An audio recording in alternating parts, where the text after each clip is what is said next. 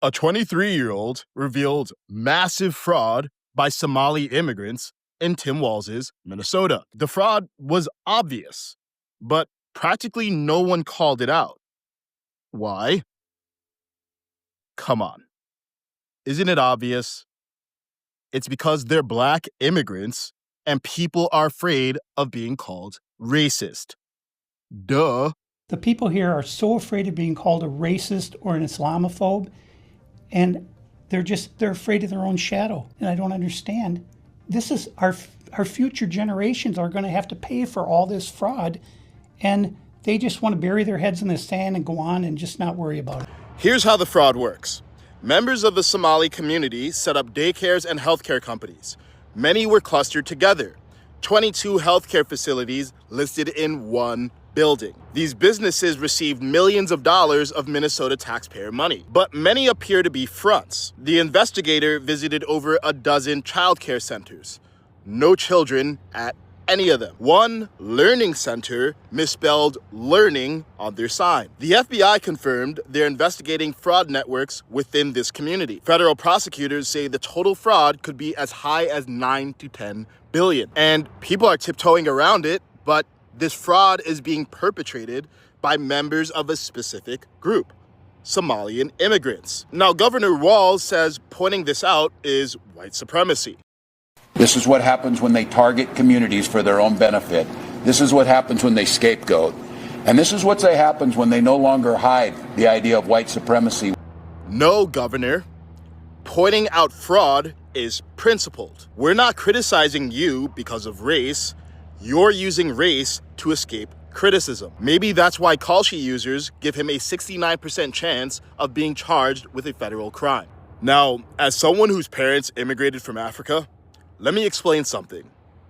Humans are hardware. Culture is software. Our hardware is fundamentally the same. Our software is wildly different. America's software prioritizes universal principles, the nation state, and the rule of law. That's the Constitution. The software of developing countries often prioritizes tribe, heritage, customs. That's okay, but it's different. I've been to Ghana 3 times. My parents are from there, and I feel like an alien when I visit. Because same hardware, different software. In many places in Africa, if you get stopped by cops, bribes are expected. Governments are dysfunctional because they're run by people who value tribe over nation. And when I visit, I think, man, am I grateful to my parents. They didn't come here to take, they came to integrate. They didn't raise me to be African American. They raised me to be American. That's not the mindset of every immigrant. معها قضية إلهام، معها قضية مينيسوتا، معها قضية غير أمريكان، قضية إلهام وقضية Somalian. These people choose their tribe over this nation. We should only admit immigrants running compatible software. People who don't just ask what America can do for them, but what they can do for America. That's not what the Somalis committing fraud are doing. They came to take, not make. Their hardware isn't bad, but their software is incompatible. And when anyone points this out, about fraud, about illegal immigration, someone pulls the race card. But that's just demonizing instead of understanding good faith critics. Meanwhile, politicians are weaponizing your empathy and exploiting your fear of being called a racist. And you know who gets hurt the most when Somalis break the law? The Somalis who don't.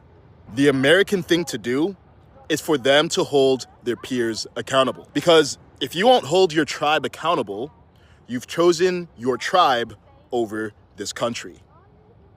But if that's what you want, why are you here?